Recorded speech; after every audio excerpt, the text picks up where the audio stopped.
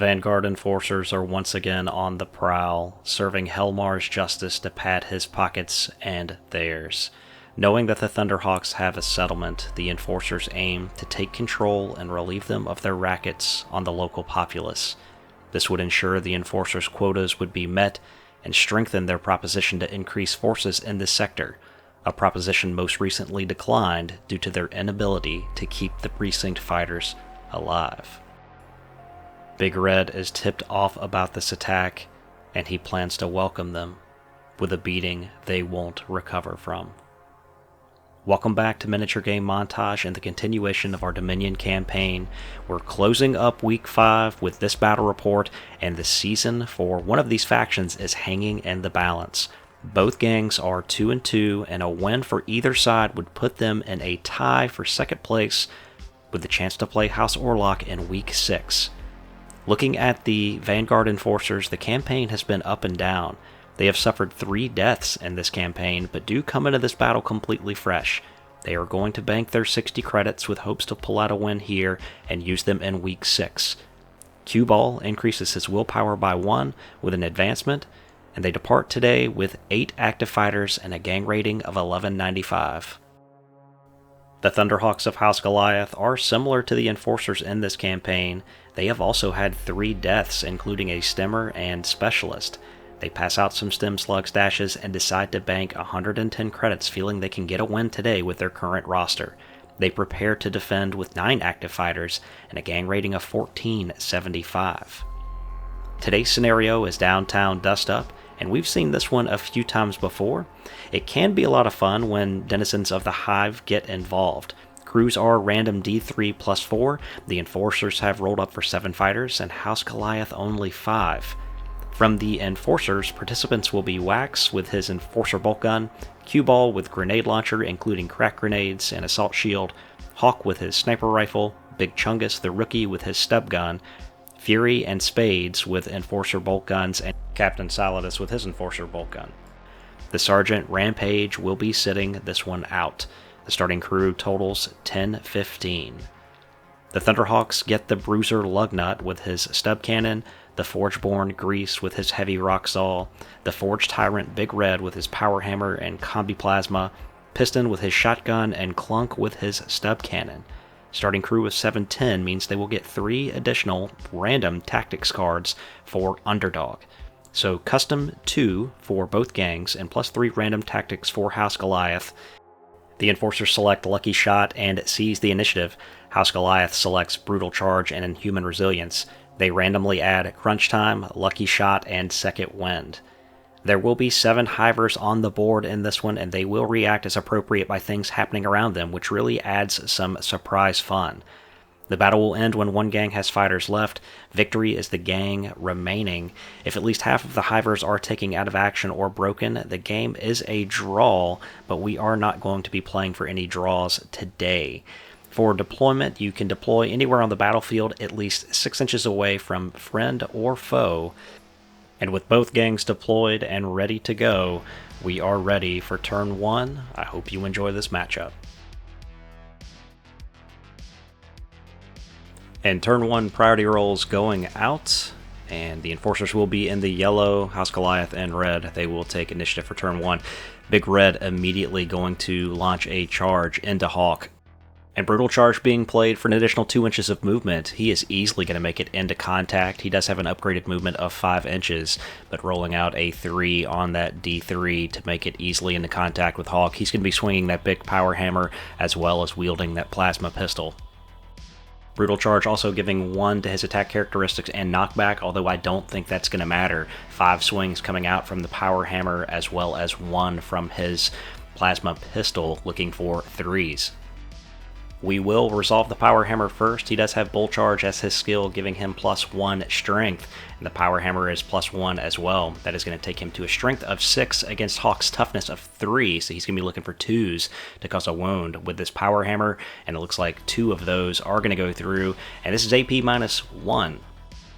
That will take his flak armor and armored undersuit, which is normally a 5, to a 6. Both of those are going to fail. That is going to be 4 damage coming across from the power hammer. What they're going to roll out for the plasma pistol, that will need 3s in order to cause a wound. And that is going to wound as well. And he is going to take a save here. That is AP -1 as well. That save is going to be failed, so another 2 damage coming across for the plasma pistol, total of 6. Injury die coming out for Hawk, 6 of them to be exact, and he is going out of action. So we are going to roll up a D66 for Hawk.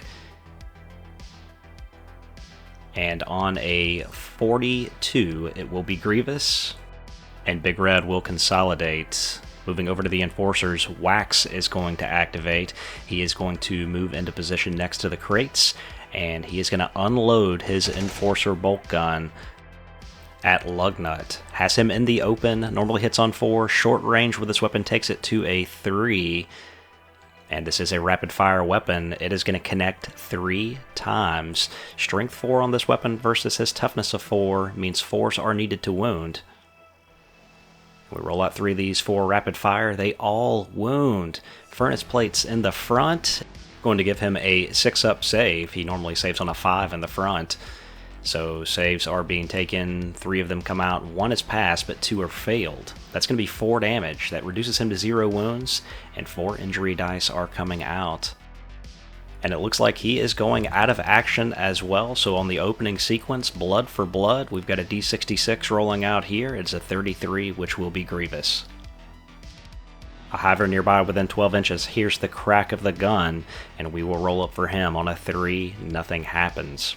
Back to House Goliath. Clunk is going to aim with his first action, and he is going to fire at Fury. And using his stub cannon, he will need a 3. Normally hits on a 4. Has him in the open. That shot is going to miss, and it looks like the Thunderhawks are going to play Lucky Shot. Tactics card coming out, rerolling these dice, and that is going to turn into a hit. He will be knocked back. We are going to take a quick initiative check here to see if he falls on a 4-up, and he fails that, so he is going to fall. And we will first resolve the Strength 5 hit from the stub cannon against his Toughness of 3. So 3s will be needed to wound, and that will not wound. We are going to resolve a Strength 3 hit against his Toughness 3 for falling off the building, and that will require a 4 in order to wound. That will do a wound. Armor save being taken here. He has no facing, but the armored undersuit does not matter. He needs a 5-up in order to save this, and that is good. With the boom of the stub cannon, we do have some Hivers within 12 inches that are going to react. On a 3, nothing happens with this one. And then here, rolling up, and on a 5, this Hiver will become broken. Rolling up again for another Hiver within 12 inches. And on a 5, this Hiver will become broken as well. And back to the Vanguard Enforcers. Spades is going to move into position with his first action. His second is going to be to fire that Enforcer bolt gun down at Piston. He has short range, getting that +1 accuracy modifier, but Piston is in partial cover, so those 2 will offset. He needs a 4 in order to connect. That shot is going to miss, and that was another rapid fire 3. Lucky Shot being played here by the Enforcers to try to get this hit, and needing 4s, that is going to be successful. An ammo check will need to be taken on a 4+. That is going to be good. Strength 4 against Toughness 4. We do measure this in the front arc, so he will get the advantage of his furnace plates, but first rolling out to wound, needing 4s. That does not wound. Since he goes down pinned near a ledge, he will take an initiative check on a 4+ to stay up top. And that is a fail, so he is going to fall. He's going to take a Strength 3 hit against his Toughness of 4, so this is going to require a 5 in order to wound. And that does not wound. The local populace will react to the gunfire, and on a 2, these damn gangers are tearing up my town. They are going to take shots at the closest fighter, and that is going to be Piston there laying on the ground. We're not giving any kind of fighter in hiding or anything like that for these Hivers, but a shot will come out. It will require a 5-up to hit on their ballistic skill, and that fails. On the other side here, we have another Hiver that is going to react as well, and on a 5, that fighter will become broken.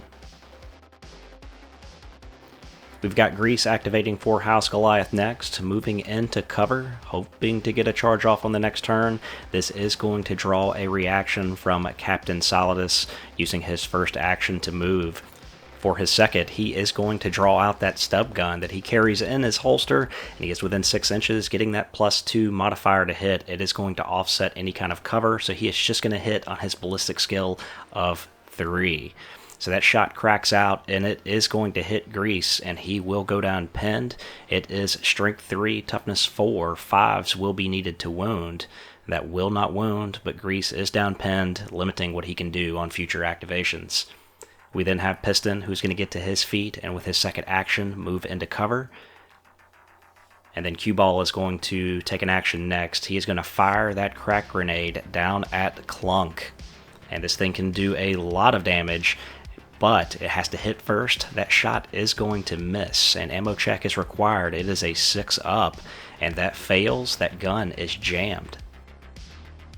We then have Fury, who activates next. Targeting Piston with his Enforcer bolt gun has him short range, but he is in full cover. He normally hits on a 4, all modifiers included. He will need a 5 in order to hit. That shot is going to miss.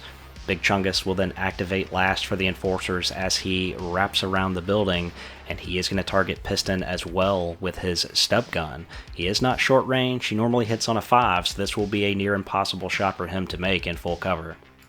As such, he will need to roll a 6 to even be able to attempt this shot, and that pops out, and it is a 6. So he will be able to do this on his ballistic skill, take out all the modifiers, but the shot is going to miss.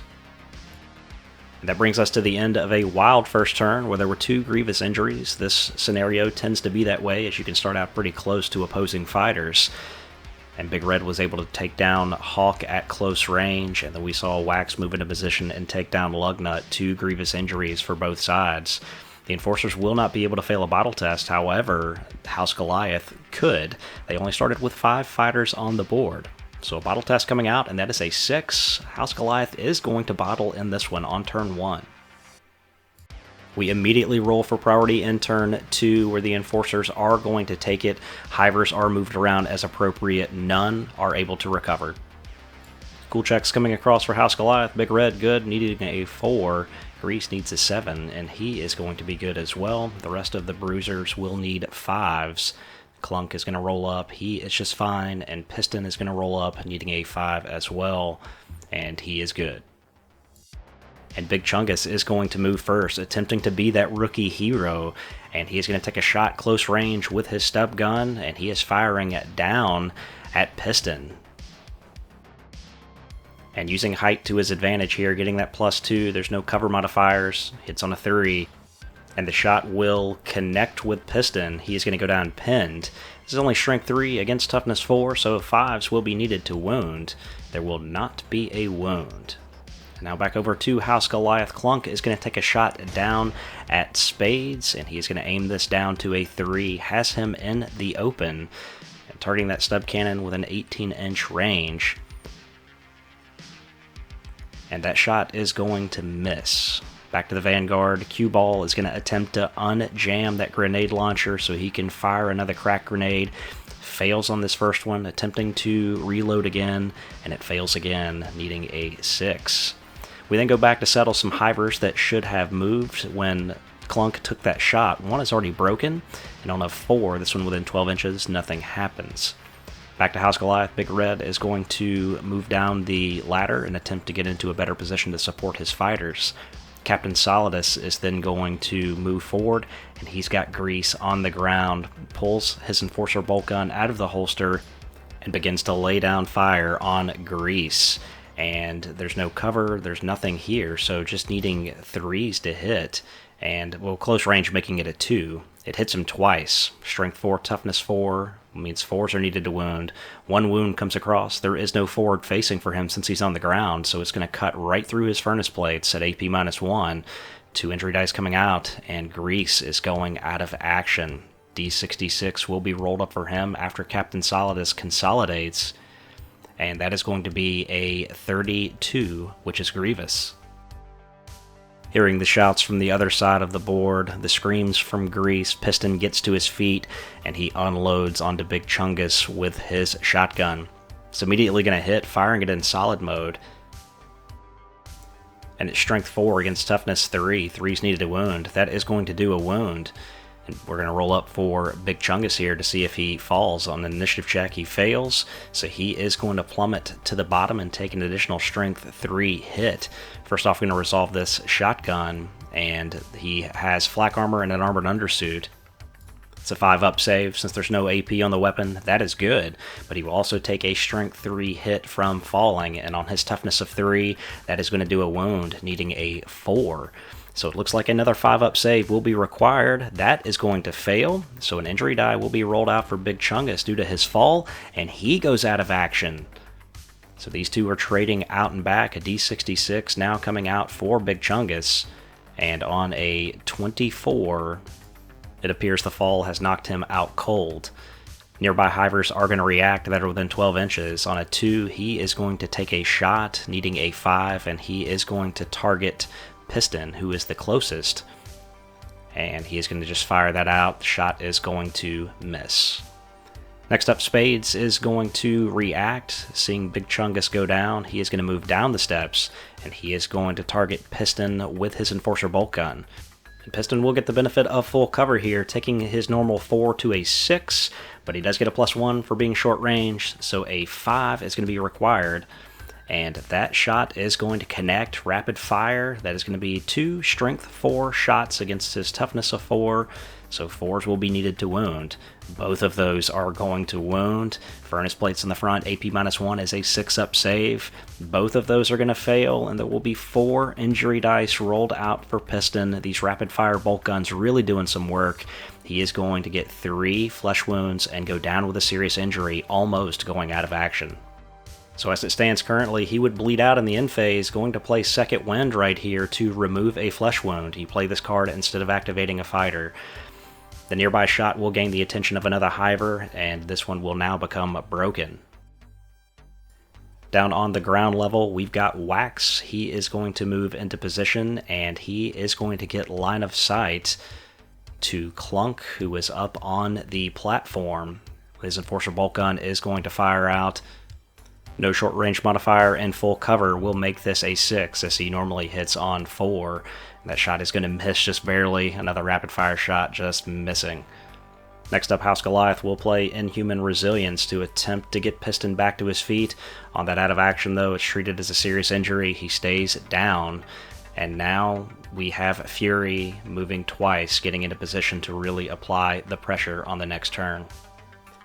And in the end phase, the Enforcers do owe a bottle test here. That is going to be just fine on a 3. I believe they have 2 fighters out, making it a 5 against their starting crew of 7.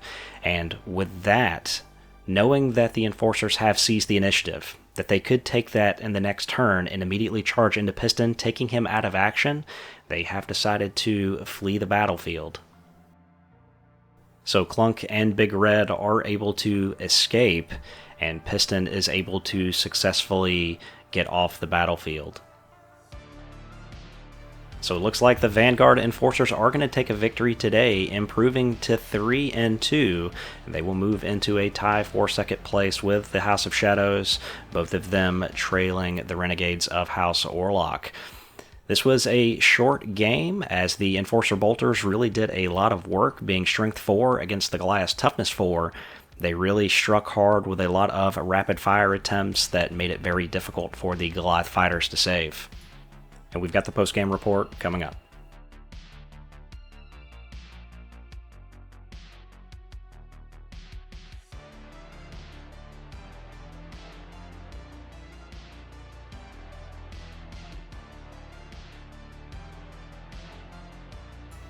Okay, so that's Downtown Dust Up, one of those scenarios that can really get interesting off the very beginning, because again, when you deploy, you just have to be 6 inches from other fighters, friend or foe. You then put the hivers down last, and they react around you, and they can make the game really interesting. What I found out in this one is the Enforcer bolt guns, Strength 4, rapid fire against just your normal Goliaths being Toughness 4 can really do some work.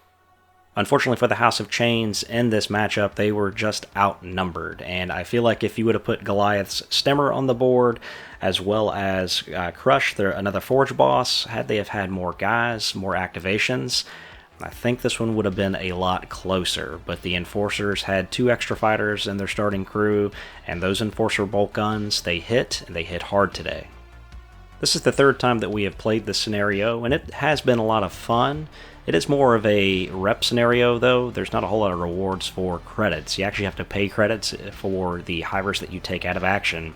Therefore, we've decided to award D6 times 10 to the winning gang, which will be the Enforcers. They will get 50 credits for winning this battle today.